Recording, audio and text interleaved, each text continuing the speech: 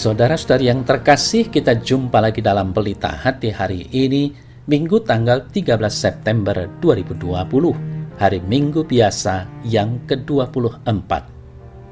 Bersama saya Romo Thomas Suratno SC dari Paroki Cilandak, Jakarta Selatan, mendengar dan merenungkan sabda Tuhan, yakni firman Tuhan yang tersurat di dalam Injil Matius, bab atau pasal 18, ayat 21 sampai dengan ayat 35.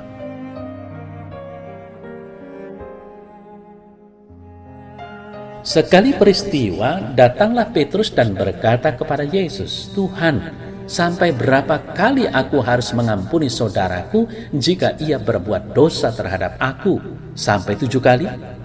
Yesus berkata kepadanya, "Bukan, aku berkata kepadamu, bukan sampai 7 kali, melainkan sampai 70 kali 7 kali. Sebab hal kerajaan sorga seumpama seorang raja yang hendak mengadakan perhitungan dengan hamba-hambanya. Setelah ia mulai mengadakan perhitungan itu, dihadapkanlah kepadanya seorang yang berhutang 10.000 talenta. Tetapi ketika orang itu tidak mampu melunaskan hutangnya, raja itu memerintahkan supaya dijual beserta anak istrinya dan segala miliknya untuk pembayar hutangnya. Maka sujudlah hamba itu dan menyembah dia, katanya, 'Sabarlah dulu, segala hutangku akan kulunaskan.' Lalu tergeraklah hati raja itu oleh belas kasihan akan hamba itu, sehingga ia membebaskan dan menghapuskan hutangnya. Tetapi ketika hamba itu keluar, ia bertemu dengan seorang hamba lain yang berhutang 100 dinar kepadanya. Ia menangkap dan mencekik kawannya itu, katanya, 'Bayar hutangmu.' Maka sujudlah kawannya itu dan memohon kepadanya, 'Sabarlah dulu, hutangku itu akan kulunaskan.' Tetapi ia menolak dan menyerahkan kawannya itu ke dalam penjara sampai dilunaskannya hutangnya. Melihat itu kawan-kawannya yang lain sangat sedih, lalu menyampaikan segala yang terjadi kepada tuan mereka. Raja itu menyuruh memanggil orang itu dan berkata kepadanya, 'Hai hamba yang jahat, seluruh hutangmu telah kuhapuskan karena engkau memohonkannya kepadaku. Bukankah engkau pun harus mengasihani kawanmu seperti aku telah mengasihani engkau?' Maka marahlah tuannya itu dan menyerahkannya kepada algojo sampai ia melunaskan seluruh hutangnya.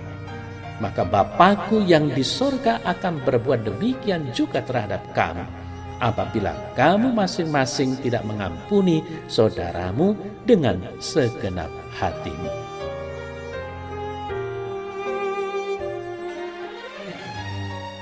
Saudara saya yang terkasih, kalau kita membaca berita-berita baik di koran, televisi, ataupun di media online, perlakuan hukum di negara kita itu sering kali begitu timpang.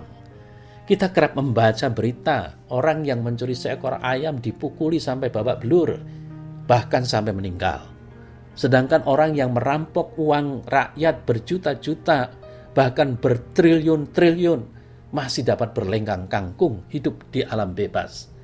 Dunia kita ini kalau dipikir-pikir memang sudah terbalik-balik. Nah, saudara saya terkasih, pengampunan itu membebaskan dan memberikan pembaruan hidup. Segala beban dibebaskan.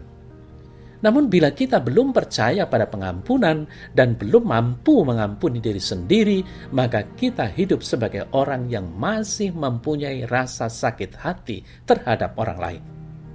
Tanda-tanda sakit hati itu bisa muncul dalam bentuk misalnya masih mengingat-ingat atau menceritakan kejadian orang lain terus-menerus. Kita selalu menghitung-hitung kesalahan orang. Kepercayaan bahwa Allah mengampuni itu bukan karena usaha kita, tetapi karena belas kasih Allah. Sebelum kita percaya pada belas kasih Allah, usaha apapun dari diri kita untuk bisa mengampuni adalah kesia-siaan. Saudara saya terkasih, mengampuni merupakan pilihan sikap hidup yang rumit. Karena itu Petrus membutuhkan suatu ukuran yang pasti sebagai pegangan agar dia bisa mengatur segenap kemampuannya untuk melakukan hal itu. Dia meyakini bahwa apabila dirinya telah mampu memenuhi tuntutan kuantitatif tertentu, maka selesailah sudah tugasnya untuk mengampuni orang yang bersalah kepadanya. Persoalan Petrus adalah saling mengampuni antara sesama manusia.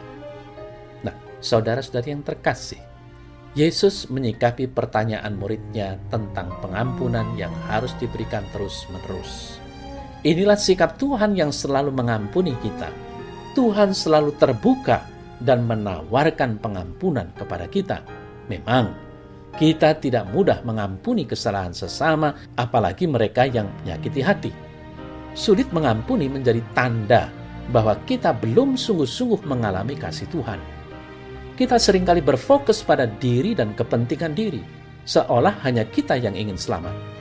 Kita perlu menyadari bahwa kita ikut bertanggung jawab atas keselamatan orang lain. Sebagai orang yang telah mengalami kasih Tuhan, kita perlu membagikannya kepada orang lain, yakni dalam pengampunan dan memaafkan sesama kita. Inilah saatnya untuk kita semua mau berbenah diri dan siap untuk menerima pengampunan dari Tuhan, dan siap memberi pengampunan kepada sesama. Sebab pengampunan selalu memberi ketenangan hati dan sukacita.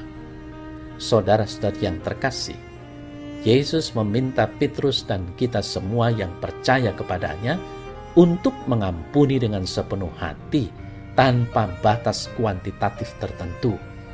Batasan kuantitatif tertentu mengungkung kita dan meminimalisasi kreativitas manusia untuk mengampuni dengan sepenuh hati.